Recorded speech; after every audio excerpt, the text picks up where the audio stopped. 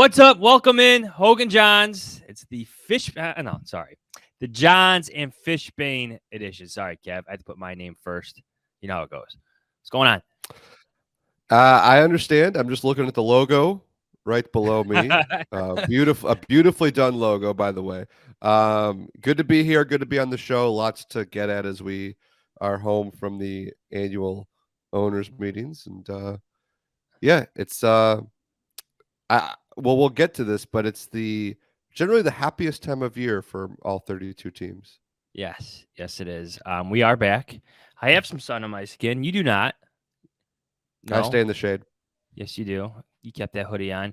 The 50-degree difference in day temperature is a shock to the core, going from 80 degrees in Phoenix to 32 here in Chicago. But here we are, a lot to get to, a lot of interviews that Kevin and I were a part of in Phoenix. We had Ryan Poles first. We had Ryan Poles. We had with the AFC coaches breakfast.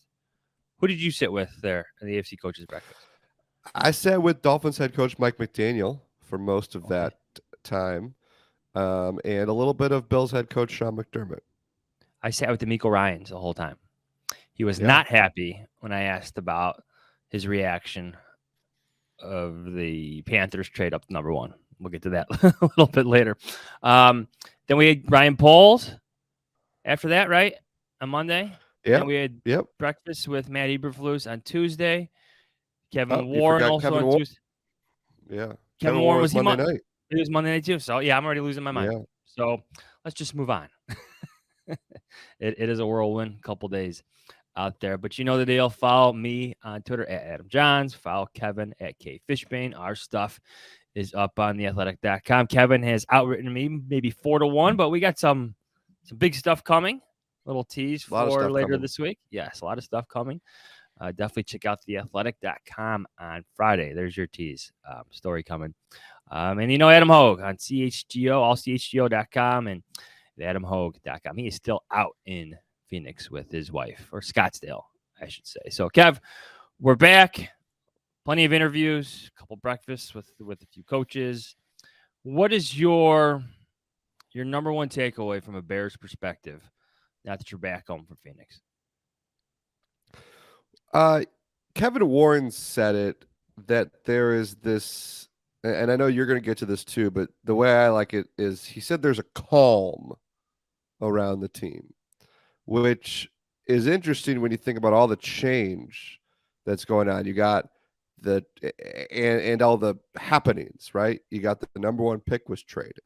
You've got a couple, big money free agents brought in. You have Kevin Warren himself, a new president coming in. They closed down the Arlington Park property last month. And we talked to George McCaskey, Kevin Warren about that. So there's lots happening. You also had a team that went 3-14 last year that still has a lot of question marks for this season. But Kevin Warren mentioned a calm. And, I think it's important to be careful. You wrote about this. We heard, I remember being in an owner's meeting and hearing Ryan Pace use that word to talk about the calm. So, a lot of times this time of year, everybody, as I said, everybody's in a good mood. But I thought that was an interesting word that Kevin Warren used to describe it. And I think it kind of reflects Ryan Poles and Matt Eberflus's styles, right? You're at these things and you get to see every GM and head coach there, and you get to see their personalities a little bit. And, Ryan Poles and Matt Eberflus are just very steady people. And I think that that's a really important thing considering what the team went through last year and what they have ahead.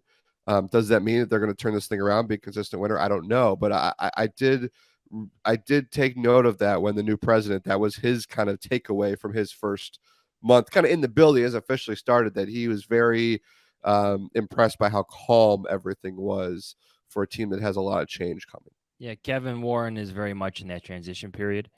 He has had regular meetings with Ted Phillips and George McCaskey. He's on a group text with George McCaskey and Ryan Poles. So he's been in communication. But his first day is what, April 17th? Is that right? Yep. That's actually also, I believe, the start of phase 1 of the offseason training program for the Bears. Synergy. You're right in saying that calm is Like, I wouldn't characterize the Bears offseason as calm. I characterize it as busy as hell.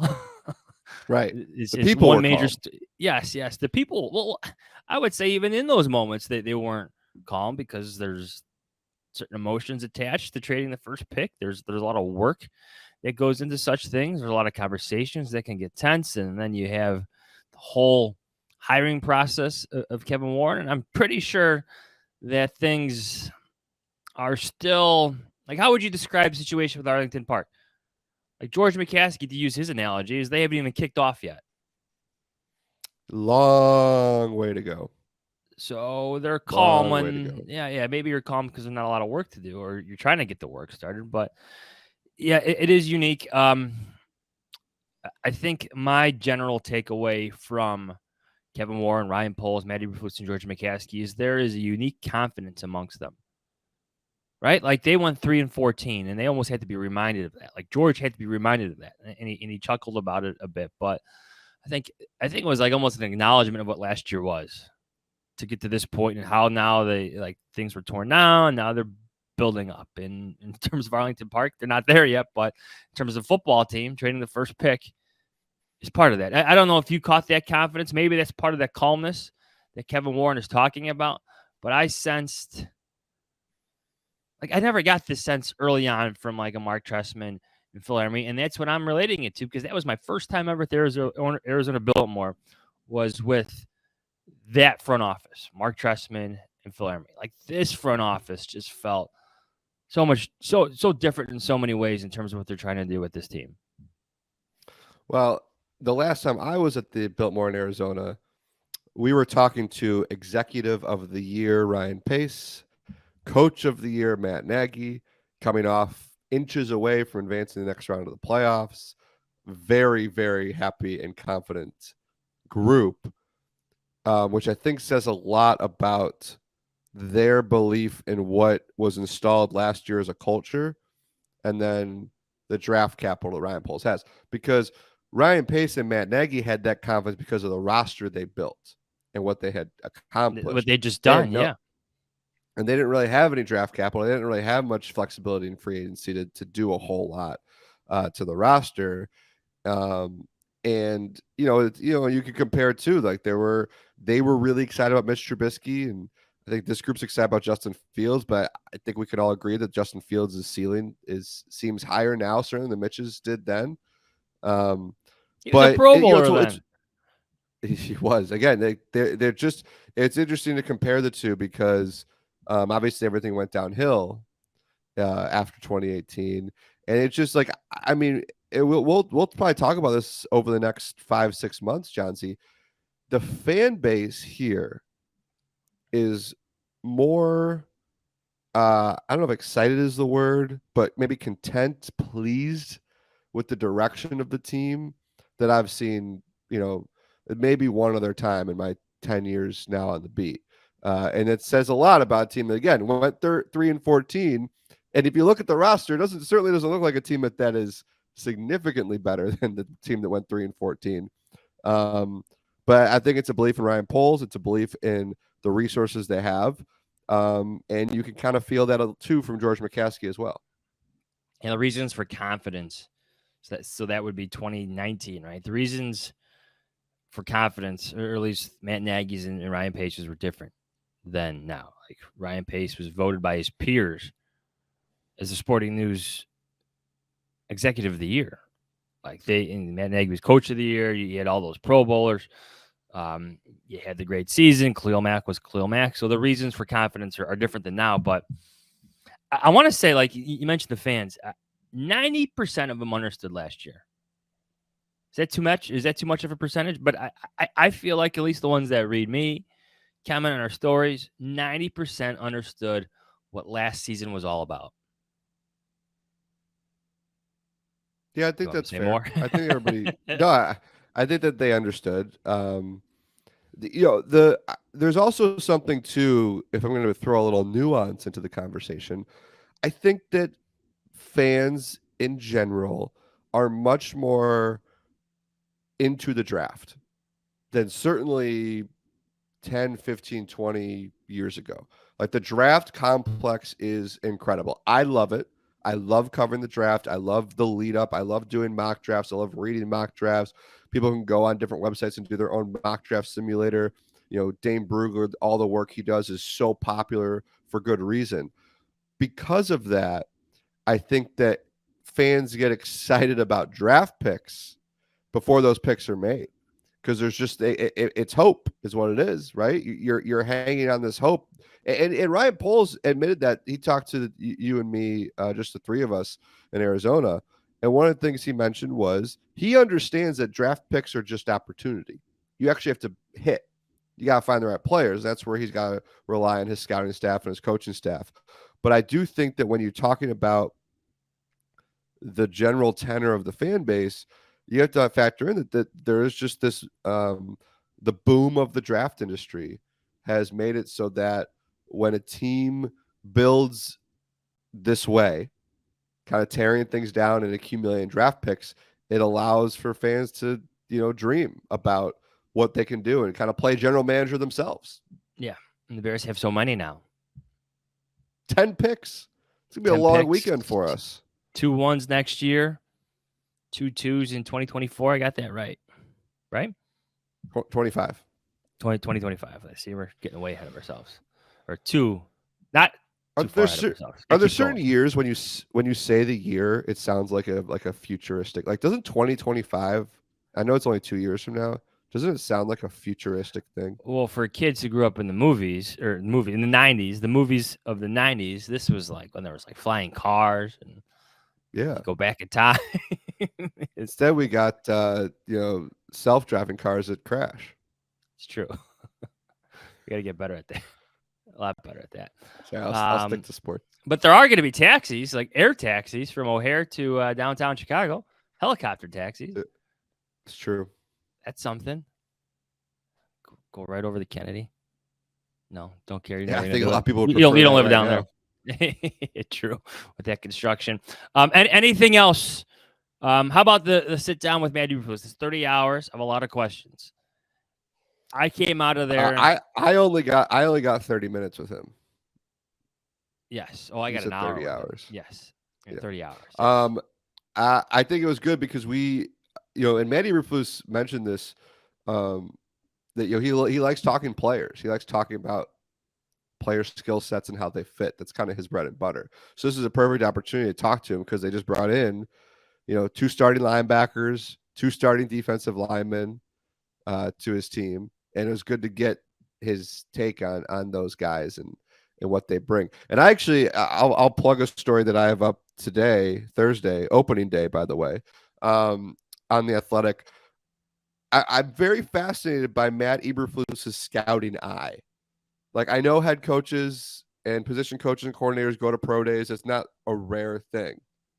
We all remember Matt Nagy and Ryan Pace going to Justin Fields' pro day together. But, Matt Eberflus went on this tour with Ryan Poles, and Eberflus's experience as a college coach and a college recruiter, where he was watching tape and scouting 17, 18-year-olds, really helps him in terms of getting, benefiting from being there and seeing these guys, whether it's watching them on tape or being there in person and seeing how they move. He told you and Hoge a story, obviously, on the last episode about Sean Witherspoon, who he spotted. And somebody noted on my article that Witherspoon was just a 2-star guy. So that was a total, gem that Matt Eberflus found. So again, doesn't mean that they're going to make all the right picks. And Matt Eberflus is going to be wrong, certainly. But I think it does. It's a unique thing. I went through every head coach in the NFL, Johnsy. Only Pete Carroll has more experience in college than Matt Eberflus. A lot of these guys, a lot of coaches had zero, never coached in college, never experienced that. And that's fine, obviously. I mean, we've seen, it's not like Bill Belichick needed to be a college coach to become what he is. But I do think it does. Ryan Poles seems to really value that Eberflus, what he had to do at Missouri and Toledo, translates to this part of the football calendar. He really seems to legitimately enjoy the scouting process. Well, it's about the situation, right? It's not like he's Sean McVay and, the Rams are trading all his top picks. Now, the Rams do have that's the thing about the Rams. They don't take like first and second round picks pretty quickly. Yeah. Yes. But it's about the Bears situation. And I think that's why Matt Eberflus's experience, not that just experience, Gav, but like his passion for it. Like his willingness to be thoroughly engaged in the process of going on these pro days, mingling with the coaches of those schools, finding out information. On our podcast, he called it looking for those extra inches, where you want to separate players from each other, where one player distinguishes himself from another. He looks for those inches. And I kind of appreciate that, especially given the stage of where the Bears are at and where they're going with all this draft capital. Like, it fits the situation for what they're trying to, like, his experience fits the situation of the current state of the Bears. And the other interesting part of the two is, and this is where the Jalen Carter conversation comes into play. You need good players to win football games, but you can understand why for the Bears they want good players who also will buy in and will fit what Matt Eberflus's philosophy, who will fit hits, who will love the game of football. And the more and more we listen to Matt Eberflus talk about that, Kevin Warren talked about the type of players he likes, and then Ryan Poles in terms of the way he looks at character. The more and more I just would be at this point stunned if Jalen Carter was a Bear. And again, it's going to be conversations they're going to have because, and I asked Matt Eberflus, can you take somebody who might not be a quote unquote hits player, who might not, as a 21-year-old, exhibit all those traits? Can you teach it to him? And he kind of essentially said that the ceiling is going to be lower for somebody like that they can only bring them up a certain amount. He put his hand above the table. He goes, I can only bring him up to here. But if he's already got the hustle, the intensity, all those things, I can then bring him up to here. It's a little higher. So I thought that was another interesting nugget because everybody was kind of trying to learn more about the way this staff is going to handle these situations, and Jalen Carter is kind of first and foremost in that category. Yeah, I left there thinking the same. I don't think he's going to be drafted by the Bears. I think they're still going to consider – they're still going to do their due diligence. But right now, on March 30th, I think offensive tackle is your best bet. And Ryan Poles kind of hinted at that, saying that there's not a lot of help right now in free agency. The salary, the talent, all that is different. Maybe the draft's our best option, and then where they are at number 9. You're looking at the 3 best guys. I do think that part of that Jalen Carter due diligence is, I imagine both Eberflus and Poles want to take him, because he's such a rare talent, because he plays a position specific to the Bears that just is exactly what they need. I think I'm not saying they're going to try to convince themselves, but they just want to make sure they know everything about this guy, because if he's there at 9, you have to have that conversation because he's that good. But I just, look, all of them were there in Athens at that pro day a couple of weeks ago. And I think that lingers with them. Certainly it should. Yeah. Well, lingers with all teams. And can I say something? The Bears aren't alone in this conversation. No. I think it applies to the Bears, because the Bears needed 3 technique. They had the first pick, traded back to 9, where it's a little bit more, I guess, more on the table. If you're going to take that risk, it's not the same as the first pick. I get the connections or why the Bears are maybe mentioned more than other teams, but every team needs defensive linemen like that. Yep. Every team in the top 15 has to do their due diligence on Jalen Carter, just like every other player. They really do. I think I wrote this, but I had a scout tell me he's the best defensive tackle he's ever scouted. Isn't that something? He said he got concerns, but he just that was the first thing he said about him. So those are, those things, as you said, every team's got to consider. I'm curious. I think Seattle's the most curious one with him. At 5 there. Yeah. Do your financial goals feel out of reach? They don't have to be. With Chime's secured credit builder Visa credit card, you can start building credit with your own money through on-time payments and small everyday purchases like groceries, streaming, and gas. Members see an increase of 30 points to their credit scores on average. Chime reports your payments to the major credit bureaus to help you build credit over time, all with no annual fees, large security deposits, or credit checks to apply. Start making your financial dreams a reality with Chime. Sign up only takes 2 minutes and doesn't affect your credit score. Get started at chime.com/Adams. That's chime.com/Adams.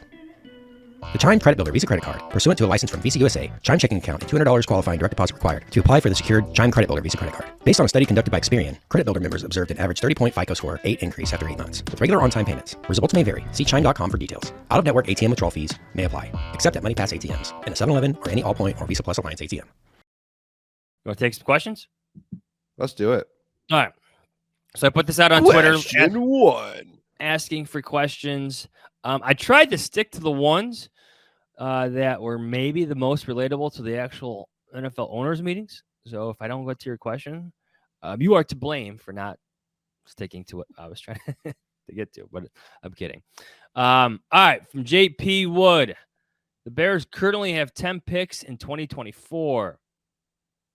No, 2023, right? How much draft capital is too much draft capital? Each position room needs a blend of vets and young players. Can the Bears be too young? They can be too young. I think last year he ended up, Ryan Poles traded back a few times to get more picks because they needed to fill the roster. I think this year they don't have to. They have a better foundation right now, so they don't necessarily need to load up on extra rookies to fill that and give themselves more, shots at the dartboard. Pick your metaphor. So I certainly could see them trading up and maybe finishing the draft with 8 picks. Maybe even probably not 7, but maybe 8 or 9. I just don't think that they don't need to leave the draft with 4 guys, with extra guys on day 3 like they did, but maybe felt that way last year. I feel like they're a year away from that. Ryan Poles still wants as many swings as possible. Like that's how I feel about how Ryan Poles feels about his situation. Is that I still have a bunch of roster spots open. I'm not going to spend a lot of money in free agency. Didn't do it. Still not going to do it. I'm looking at the draft. That's where I'm going to start. So, yes, maybe trading up is an option, especially with 3 picks and 12 in the second and third rounds there. Maybe he maneuvers a bit, but I wouldn't be surprised if he traded back again. I think he keeps this draft class around 9 to 12 players. Yeah, I think he's going to move around a lot. I just don't think that they don't, they might not need as many, they might not need 4 7th-round picks this year. I think if they're going to have extra picks, they figure out a way to make those guys maybe 5th-round picks if they can. Gotcha. So they can still end up with, 9, 10 picks, which is still a lot. The Ryan Pace years, 2016 was the only draft in which he had more picks than the allotted picks. And that turned out to be probably his best draft. Yeah. You had Leonard Floyd, Cody Whitehair, Nick Kwiatkowski, DeAndre Houston Carson still playing, obviously at a high level, Deion Bush. They might have passed over Dak Prescott, but that was probably one of his. That was a different draft. That was strategy. the second draft. That was a go get your guy. Ryan Pace had a go get your guy draft strategy. Maybe not for that year, but for other years after that, we saw it play out. But he did have it for that year because he did trade up for Floyd, and then he traded back and got Cody Whitehair, and then he just had some. So that was, but that's why it's interesting that we're gonna be 2 drafts in, and Poles will probably have made more draft picks than Ryan Pace made. See, that's the interesting thing though too is Cody Whitehair is one of Ryan Pace's best draft picks too, and he was acquired through a trade down.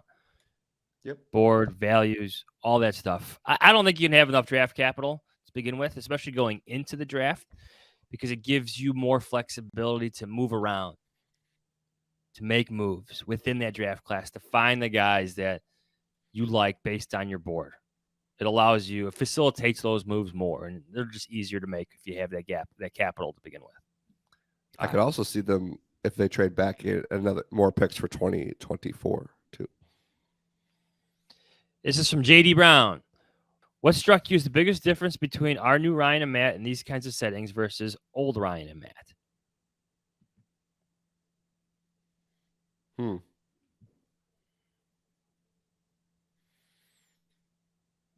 Well, I mean, Matt Nagy and Matt Eberflus are extremely different. They're also like, what, 15, 20 years apart in age, Yes. I think. Yeah. So, it's they're just different personalities. And, offensive guy versus defensive guy. I think Matt Eberflus is just more like Matt Eberflus is just a football guy. Like he loves golf. He's a family man. He's very good at golf, by the way. Or he'd tell you he's gotten worse since becoming of the head coach because his time is less, but good at golf. Right. Good at golf. So I just think there's just some natural personality differences between the two because of that.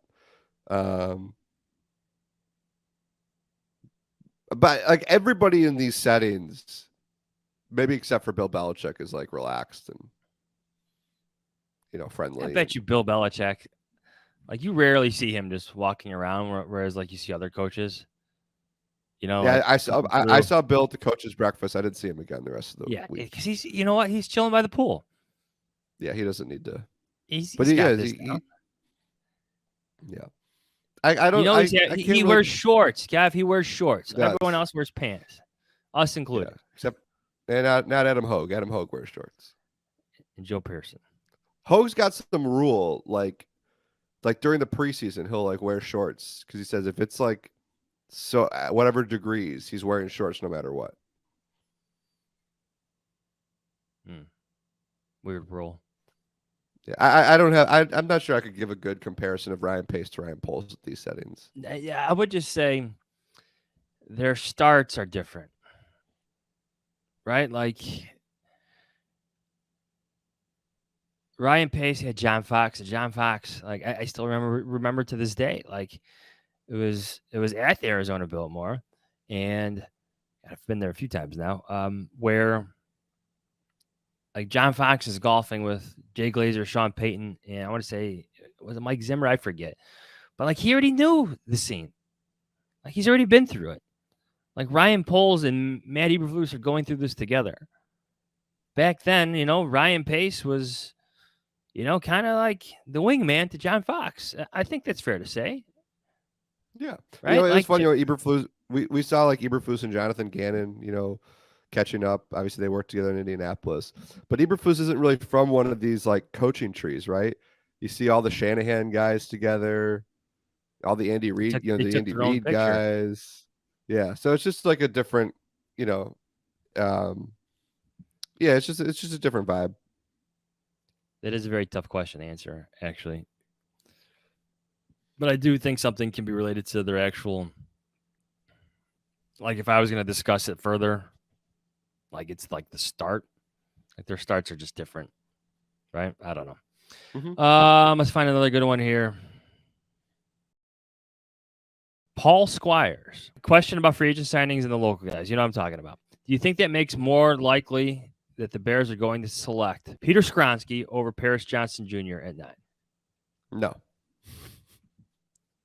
Ooh, I think it makes it more likely that they would take like, Jaden Reed in round 4 or something. You know what I mean? Like when you get to the later rounds, I think like when you're in the 7th round and, it's just a lot of guys at that point. Why not take the center from Hinsdale Central like they did last year? Yeah. I could see that.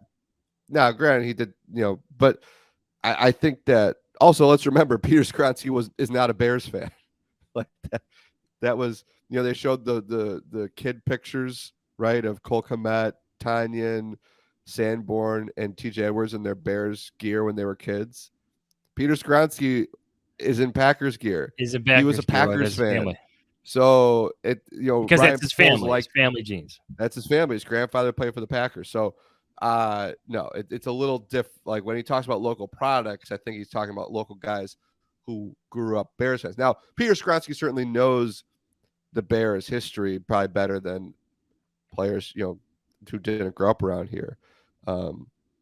But I'm doing a story. It'll be out next week. John's going to try to get a little bit more information about some of these offensive linemen they're going to consider. And I know we've picked Peter Skronsky a couple times, but we've done more research and we've had more pro days now. And I'm definitely probably leaning towards one of the other tackles right Paris now. Johnson Jr. Yeah. So the reason this came up, Paul's question, is because Ryan Poles was asked directly about maybe the motivations, or just was it an accident? Or just coincidence that you have so many local guys on your team now, Tanyan and TJ Edwards joining Cole Kmet and others. And by the end of the conversation there, or at least by the end of the answer, Ryan Poles was telling us that he believes those players can be a bit more motivated than others because they know what it means, like, to root for this team, to go through wins and losses, to have favorite players on this team. Again, Skronsky is different, but even from a football sense, I think right now I would put him behind the others when it comes to the Bears. I think we may have made Bears Twitter really happy, by the way. Yeah. Boy, I got a lot of vitriol for picking him in the NFL Beat Writers mock draft. Folks, I was sticking to the board. Dane Brugler has Peter Skronsky number 6 overall on his board. The top offensive lineman He's a darn good available. player. I'm picking number 9. The Bears need offensive linemen, tackles, and guards. He's there. I took him. You know who else took him? Daniel Jeremiah. Daniel Jeremiah doesn't live here. He's not a Northwestern guy. You know who else took him? Dane Brugler. He doesn't live here. He's not a Northwestern guy. Todd McShay took him. Everybody needs to relax, okay? We're just like, yes, we know a little bit more about the guy because he's local, but we're not like alone in thinking that could make sense for the Bears. So there's my rant. This is from Conti out. Do you think Poles and Flukes' comments on players who love the sport and seeing that extra inch, I think that was Matt's wording, it was on Hoge and Jahns on Tuesday, does that separate the Bears from Jalen Carter? We elaborated on this earlier, and at this point on 3:30, I think it does. I really do. That could change. The draft is a month away. But right now, I feel like if Jalen Carter is there at number 9, the Bears are still going with a Paris Johnson Jr. Yeah, I wrote it after the Senior Bowl that I just didn't see the match then from learning about Jalen Carter. And obviously that's just been kind of not validated, but there's been much more information since then that has led into that. It's just not the best fit. As I said earlier, you have to consider him because he's that rare of a talent. Guys aren't built that way who move the way he does. Now, I think if the Bears were a veteran team that just come off a playoff appearance, that had a lot of older guys in the D line and had a really established culture and a really established kind of winning culture, and they could kind of dedicate the resources if you need to helping a player like that.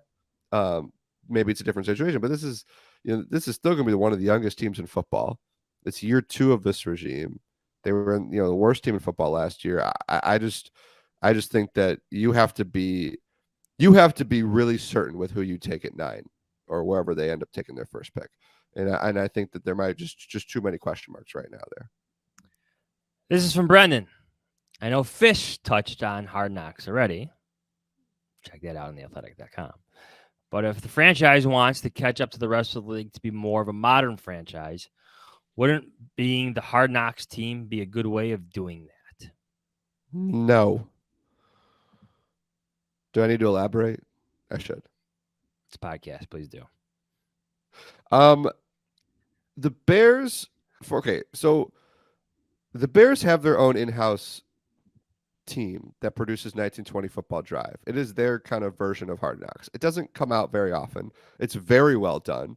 It gives you some really good inside access. So in their minds, they have something like that is modern, that's taking advantage of their technology. They would have never done that even 5 years ago. So they are figuring out the benefits they get from bringing people inside.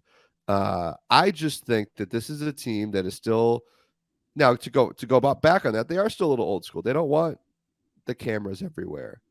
There's nothing wrong with that. No, there's nothing wrong with it. And I don't see, like, okay, I watched Hard Knocks last year. Like, my wife and I watched it together, and she was like turning into a Lions fan. You know, like she was really into the storylines and Dan Campbell and all the different coaches, and it was a really fun team to watch. I don't know what the value of that is. Like, I don't know if like the Bears feel, but that's the other thing too, Johnsy. The Bears don't think they need to do something like that. Like, they're the Chicago Bears. They're the charter franchise. They're in one of the, the number 3 market in America. Like, they just, and they don't have to split the market like the New York teams and the LA teams. Like, they just don't feel that they need to do that. And I understand it. And I don't begrudge them for it. And it's been a long standing belief. And the other thing too is, Kevin Warren and Ryan Poles and Matt Eberflus believe that this could help the team. George McCaskey would do it. I think he would.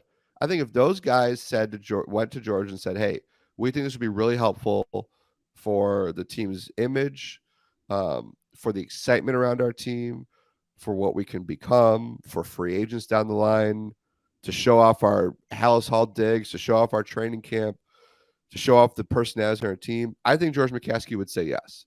But guess what? I don't think those guys are interested. This, again, it's a young team. It is the second year of this staff. You still have a young quarterback with question marks. I just don't think that they need to broadcast everything they're trying to work on this summer to the rest of the country. No team wants to broadcast everything they're working on in the summer to the rest of the country. Right. No coach wants to be mic'd up every single day. No players want to be mic'd up every single day. You've seen all the videos that they like warn each other. Hey, I got the mic today. They do. Can I let you on a little secret? I don't watch Hard Knocks. I have not watched one full season ever, especially since I've been an NFL writer. Maybe it's because it's access I'm envious of, or what. But I don't know. Doesn't do it for me. There are like certain things that I'll like if someone shares a clip and it's interesting. Yeah. But I take it for my own resources and like, oh, maybe I could build that into another story. But maybe. Well, I think we now know that if the Bears are on Hard Knocks, which one of us is going to have to watch the show every Tuesday night, right? You. Yeah. You. So more reason that they shouldn't come. No, I think too, like, there's a reason that perennial playoff teams don't have to do it, and they also don't volunteer to do it. Like, it's kind of similar teams each year. I think even the Lions said that they would do it again. I think I saw that somewhere. And it's great. I just don't think the Bears are just in. Again, George McCaskey's never been interested in it. This came up in 2014. Was the last year this came up as a conversation topic. Because that year they were a play away from winning the division. They had some interesting personalities in the team. And Phil Emery, said, he goes, we believe we give lots of access to our fans by letting them come to Bourbonnais. And now you can just go to Hallis Hall and see the team. Obviously, you don't get to go behind the scenes really, but it's just not what the vibe that this franchise has. And you're right. I think the other thing too is it's not that unique to the Bears. No team really wants to do it, and that's okay. And I think the NFL Phil's people are incredible, and I think that they do a very professional job. And I've never really, they get players and coaches say they get used to the cameras pretty quickly. But it's just a preference, and it's a preference that's shared by most of their, most of the other teams around the league. I think the Bears created for themselves the perfect inside situation, or with their 19 football drive show. It's not there every single day. They can control it if certain messages or certain schematic or what's the word, competitive advantages or disadvantages come out. They're in charge of that, but Yeah, I don't see that changing anytime soon. Any final thoughts before we move into full draft season here, Kevin? Any final thoughts from Phoenix? It's opening day today. Talked Cubs with George in Arizona. He's not He's not going to be at opening day today. Some breaking news there. I think he said he was going to go this weekend, maybe. Yeah.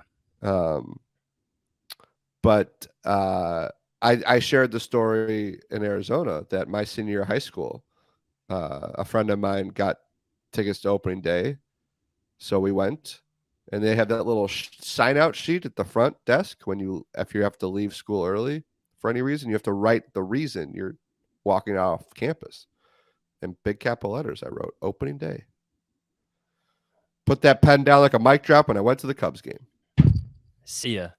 Who needs school anyway? Yeah. All right. That was a second semester senior. I certainly did not. Yeah. But to folks who went today, I've been to two Cubs opening days. They're cold memories, but it's a special thing. Well, let's look at the temperature right now here. I think it's actually not supposed to be that cold today. I have 34. That's cold. It'll be 48 in the afternoon. It was 80 in Phoenix. That's what I remember. Kev, thanks, man. On to the draft. Thank you. All right. Cool. Good work. Read us on theathletic.com. Again, especially tomorrow, a little tease, something coming up. Follow us on Twitter at Adam Jahns, at KFishBane. It's AIN. Follow Adam Hoge.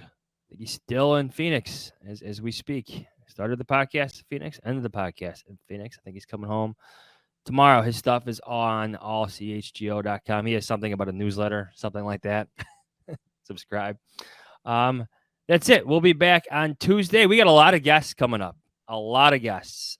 We're really going to dive in deep for all the draft conversations. So stay tuned. Stay with us. Hit that like button. You know the deal.